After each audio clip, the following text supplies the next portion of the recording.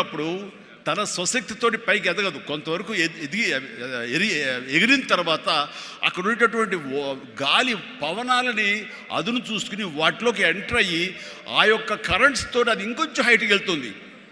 అందుకని నాకున్న పరిస్థితులు నాకు అనుకూలంగా మార్చుకుని నేను పైకి వెళ్తూనే వచ్చాను తప్ప ఎప్పుడు కింద పడలేదు. ఈ రోజుకి పడలేదు. సినిమా ఇండస్ట్రీకి అంత ఇదిగా ఉన్నానంటే నాకు నేనుగా ఏర్పరచుకున్నటువంటి, నాకు నేనుగా చూసిన ఫిలాసఫీ తోటి ఆ యొక్క దీంతో ముందుకు వెళ్తూనే వచ్చాను. అంటే చాలాసార్లు చెప్పాలంటే ఎన్నో డిసప్పాయింటింగ్ జరిగింది నాకు. అంటే ఒక సినిమాలో నన్ను బుక్ చేసి మహానటుడు రామారావు గారితో అప్పట్లో ఒక సినిమా చేశాను, ఎదురులేని తిరుగులేని మనిషి అని. దేవి ప్రసాద్ గారు ప్రొడ్యూసర్.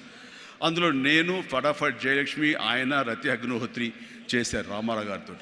ఆ సినిమాలు చాలా బాగా చేశాను. రామారావు గారి పక్కన మరొక హీరోగా నాకు అవకాశం వచ్చింది. అంతా ఎర్లీ స్టేజ్లోనే అనుకుంటాను. నాకు ఆ సినిమా ఫెయిల్ అయింది. ఆ తర్వాత మళ్ళీ అదే రామారావు గారితో మళ్ళీ సినిమా చేసే అవకాశం వచ్చింది ఒక దిగ్దర్శకులతోటి. అయితే నాకు డేట్లు ఇచ్చారు, నా మెజర్మెంట్స్ తీసుకున్నారు, నేను వెయిట్ చేస్తాను.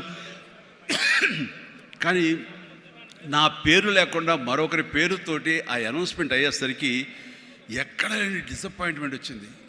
ఏంటిది అని ఆ రోజున ప్రొడ్యూసర్ని పిలిచి, ఇదేంటండి షెడ్యూల్ స్టార్ట్ అయిపోతుందంట, నాకు డేట్లు చెప్పారు, నేను ఆ డేట్లు ఎవరికి ఇవ్వకుండా నేను ఇక్కడ దాచిపెట్టాను, నేను ఎదురు చూస్తున్నాను అంటే, సారీ చిరంజీవి గారు, ఎలా చెప్పాలో తెలియక మేము టైం తీసుకున్నాము.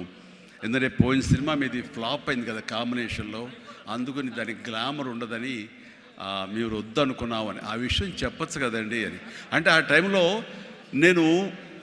నేను నాతో సినిమా చేస్తే సినిమా ఫెయిల్ అవుతుందని ఒక బ్యాడ్ ఇది ఒక నా మీద స్ప్రెడ్ అయ్యే అవకాశాలు ఉన్నాయి. ఈరోజు సోషల్ మీడియా, ఆ రోజు ఇంత మీడియా లేదు కాబట్టి కానీ, లేదంటే ఎంత బ్యాడ్ అయ్యేదంటే నన్ను తిరిగి ఇతనితోటి ఎవరైనా చేస్తే సినిమా ఫెయిల్ అవుతాయి, ఇది ఒక ఐరన్ లెగ్ అనే పరిస్థితి వచ్చేసరికి ఎక్కడో మళ్ళీ జంకాను. కానీ గ్రద్దలాగా నాకు అనుకూలంగా ఉన్నటువంటి అవకాశాల పవనాల్ని అదునుగా చూసుకుని నేను ఎదిగాను.